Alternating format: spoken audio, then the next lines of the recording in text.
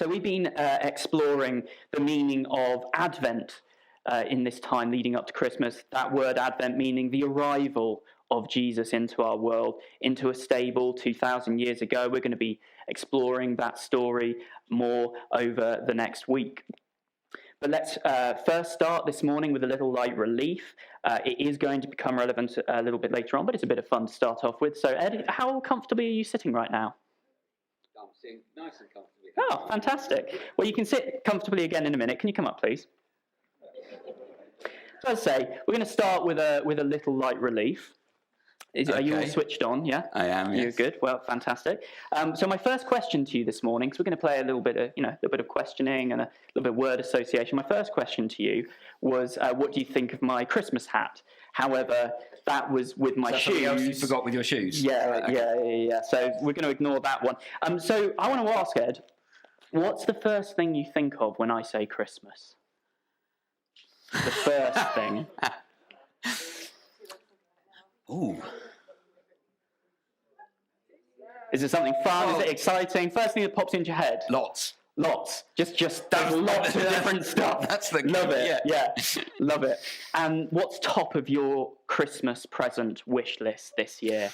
Out of anything, what would you like? Ooh, there's a couple of vinyls that I quite like. Vinyls? Records. I didn't. Well, I know what vinyls. I know I'm young, but I don't know much about them. They go round. But what, like wheels? Like wheels, yes. Exactly. You. Okay, cool. I didn't know you were into vinyls as well. I thought it was movies or something like that. Right, we're also going to play a little bit of word association with some pictures up on the screen. Okay. So could we have our first picture? What's the first thing, Ed, that comes into your mind when you see that? Competition. Competition? Who can eat the most? Isn't that not? No, I didn't. Okay. Not really something I quite like. You won't ask me about. things on the spot in future, David. Carry on. Fair enough. Okay. What about the next picture?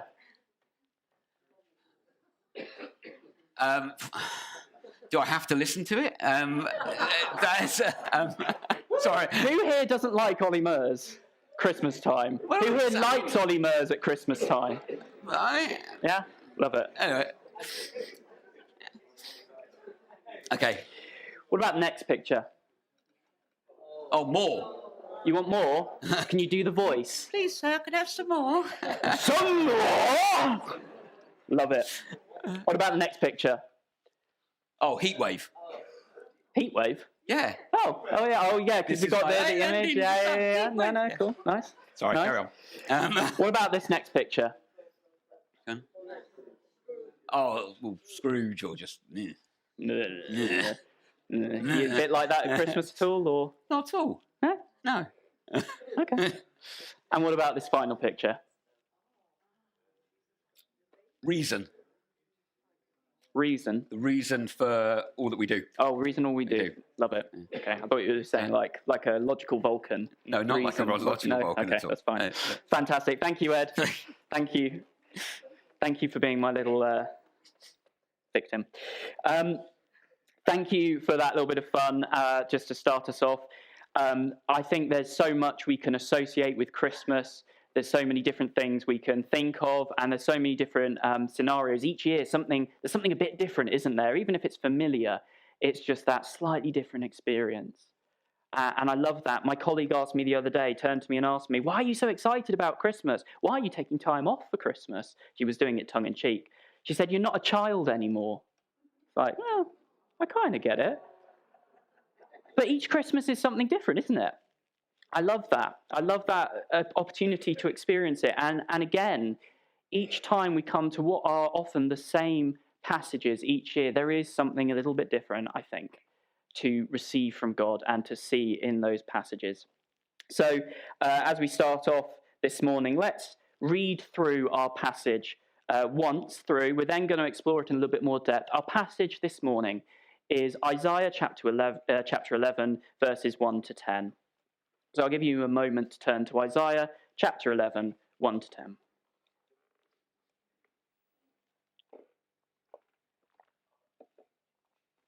So starting at verse 1, a shoot will come up from the stump of Jesse.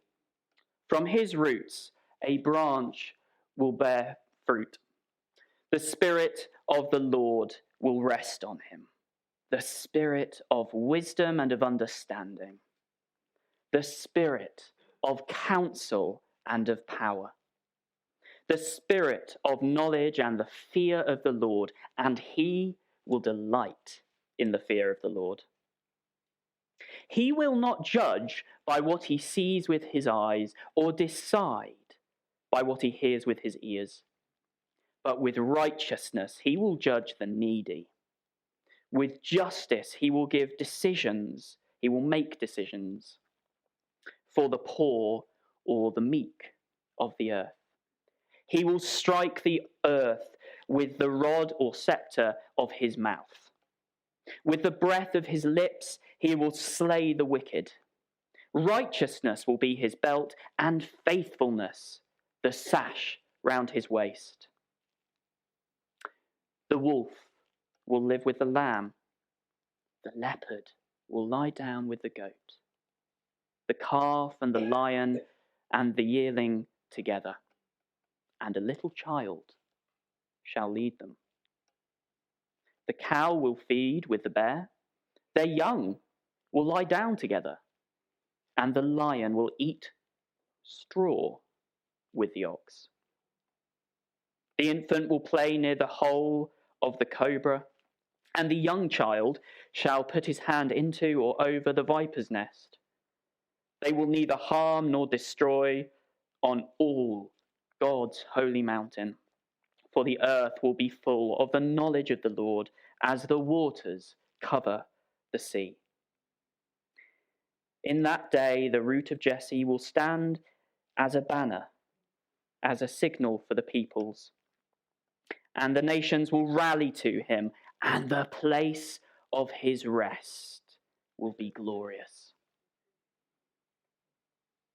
So does this passage sound familiar to us today? Those of us who have been in church for a while, something we read, every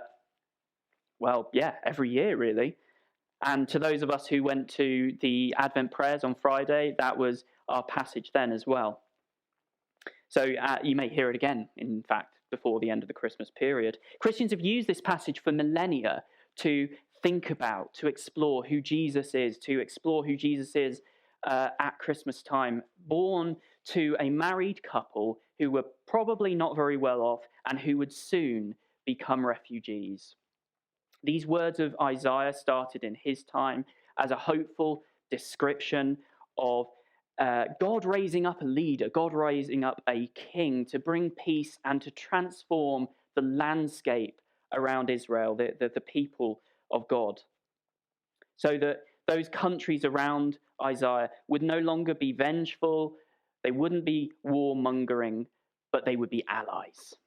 God would transform radically the landscape. And these words came to be used, although they were first used in Isaiah's time to describe something hopeful, they came to mean more than just that. They came to be useful words that help us to explore who Jesus is. That's why we're reading it today. That's why we're reading it in Advent time. So if you were to make a poem today, because this is a poem, this is poetic wording. If you were to make a poem today that put hope in God ending the war in Ukraine, and this political chess match has been going on for a very long time between world powers, what themes would you focus on? What would the outcome be in Europe and the world?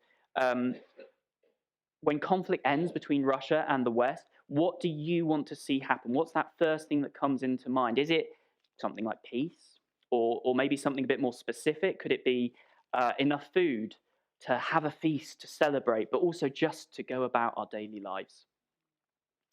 Maybe it's an explosion of art and culture, something beautiful. We've been experiencing something of that beauty as we worship God. It all comes together. Perhaps it's inflation, that it would stop, and that we'd be able to equalize our economy. What would you focus on? What is that first thing that you would want to? If you were to write a poem, if you were to write what Isaiah is saying here, what would you focus on? Well, that's what we're going to look at today. We're going to be looking at what Isaiah focuses on. So let's explore these verses in more detail. Can we have verse 1 up, please?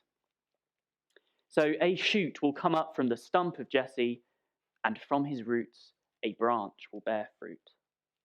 I think it's amazing how out of old dead wood, new life springs up. It can come in the form of things like fungus, not something we really want to think about too much, but so important for wildlife.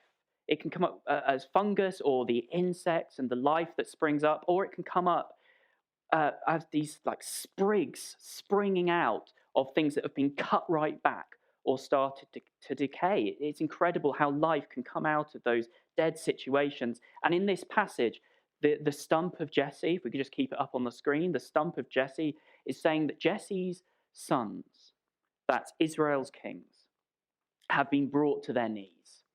The leaders of Israel, they've been brought to their knees. But even when the kingdom looks dead, a new leader will begin to grow through, and not just grow, but at the end there, a branch will bear fruit, be productive. The Bible uses this phrase of being prosperous, full of life.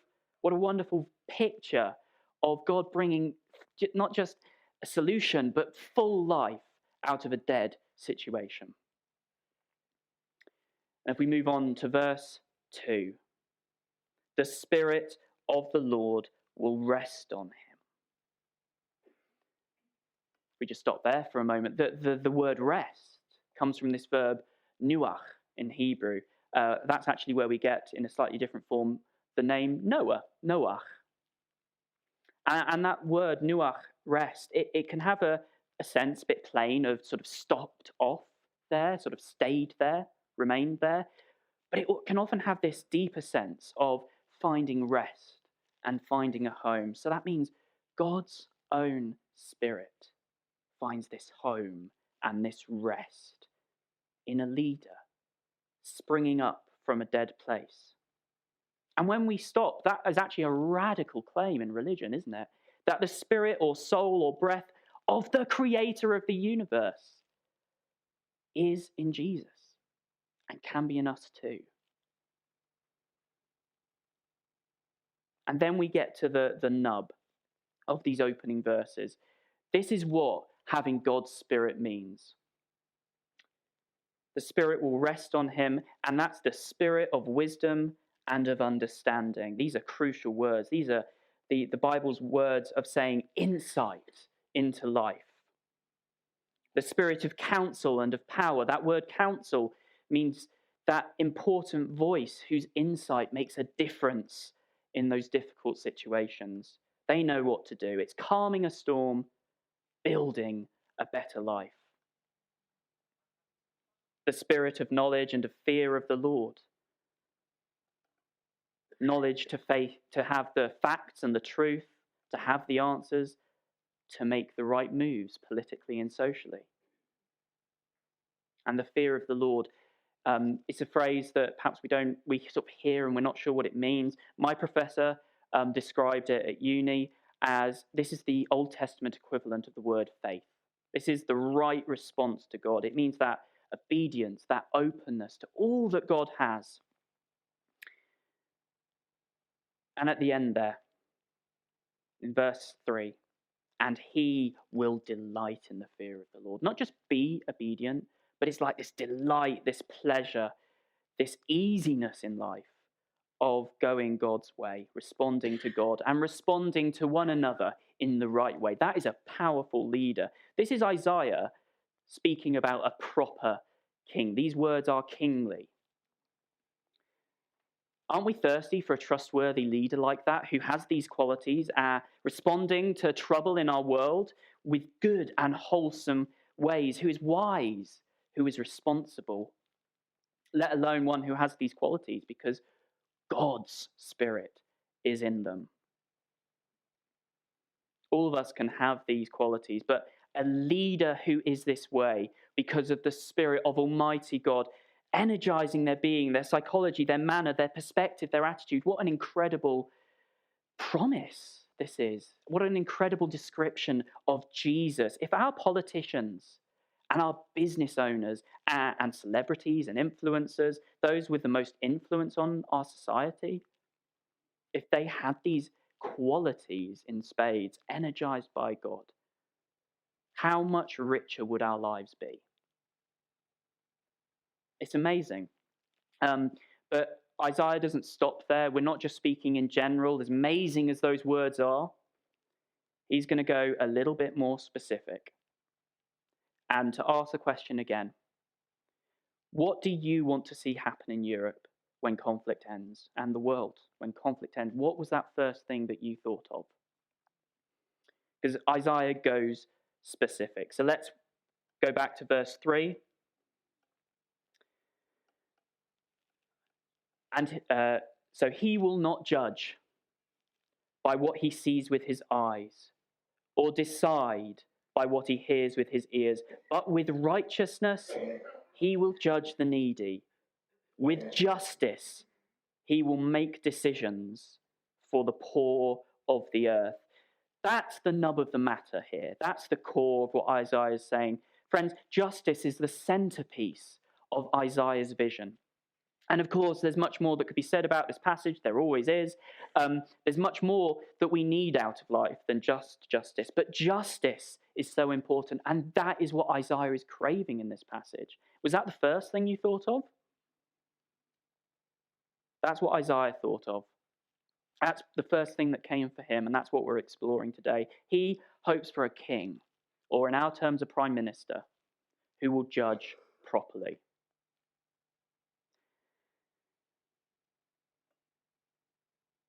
Going back to my word association game at the beginning, when you see a picture of baby Jesus, or when you think about Christmas, do you think about justice? Is it even on your radar? It's not something I associate too quickly with the Nativity, and yet we read this passage each year. This Advent, we've been watching clips and we've been using lines from Charles Dickens' A Christmas Carol.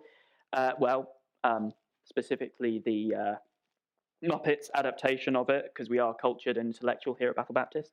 And I asked Ed earlier what popped into his brain when he saw images from Oliver Twist and the Muppet Christmas Carol and Scrooge being cruel. What did you think of? Because Charles Dickens thought about justice. Something easily missed.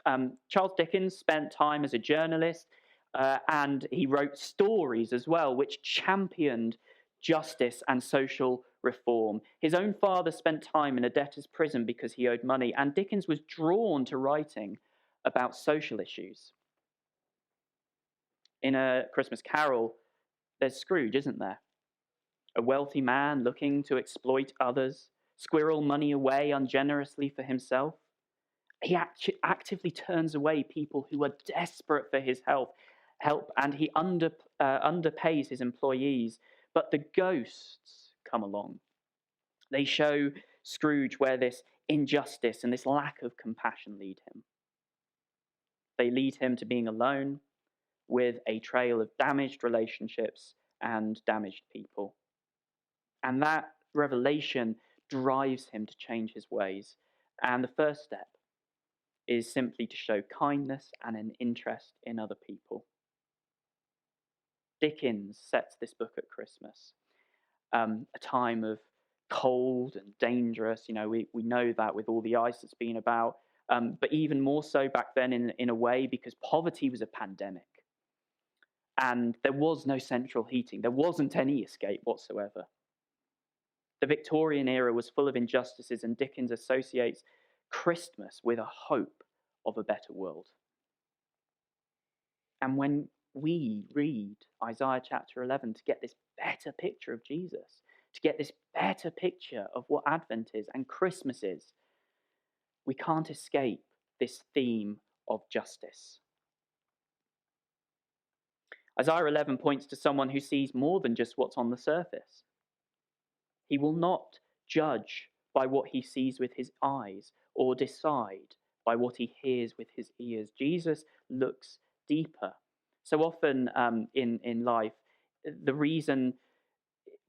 people who are without voices and who are unseen by society, they are left alone to be exploited because people with power don't look deeper, but the King does. Jesus does. And instead of corruption or mistakes that lead from that, he will judge the needy, or he will show justice towards, perhaps we could translate it, and he will make those decisions for the poor and the meek of the earth, because justice matters. Justice is why he came, and justice is vital to the good news that we preach. Now, in today's world, we've designed courts and parliament to be separate. Judges over here and politicians over here. It's an attempt to stop one leader or a group of people from having too much power and influencing justice and punishments in courts. And we just have to look at how Putin's political rivals somehow all end up in prison to see why we've done that. But in the ancient world, it wasn't often, at least, as tidy as this. For instance, in the Bible, we call this group of people judges. That's people like Samson and Samuel, and although we call them judges, they were leaders, they were priests, they were generals leading the men into battle. And even today, politics and justice aren't totally separate. The political decision to approve a new coal mining, in the north has implications for climate change. And our politicians decide the taxes and where the money's going. But it will be the poor and the meek who bear the brunt. It always is. And yet, Isaiah's king cares about justice and cares so much that he will overturn the patterns of the world, so much so that we hear these metaphors in verses 6 to 10. The wolf living with the lamb, the leopard lying down with the goat, a little child leading them. And so the metaphors go on. The strong resting and being with the most vulnerable. And the world will come together. In verse 10, the world will come together and seek after. That's the word that's used in verse 10. I've got my Hebrew to translate it off the bat. But it's the word darash. It's this really important word in the Bible about seeking after God. The world will seek after this leader. They'll go after him. And the leader's rest and quiet and tranquil calm as he leads them will be glorious. That's another way of translating in verse 10, and his place of rest will be glorious. It can also mean this tranquil repose. Leading for him is easy. It's full of calm. It's full of gentleness. It's glorious and awesome. That's what God's justice looks like. That's what Jesus' leadership looks like. Calm and glorious and easy. To end, I just want to share with you my conviction that although we don't often think about justice and Christmas going together, if we forget or we don't put justice and the gospel, the good news of Jesus, together, if we don't think about them as going hand in hand, I think that the gospel in this generation will become limp and lifeless. Because justice matters to a huge number of people. There's huge movements representing that about climate or protests in other countries. Each generation and every person will respond differently. They'll hear something different about the good news of Jesus. There's so much more to say, of course, than just justice. The gospel means more than that. But justice really matters right now. So many people care about it. And that is a message, as we see here. That's a message Jesus wants to bring. It is Jesus' good news. He is the just king. And so I have a simple question for you. Will you associate justice with Christmas from now on? And will that make a difference?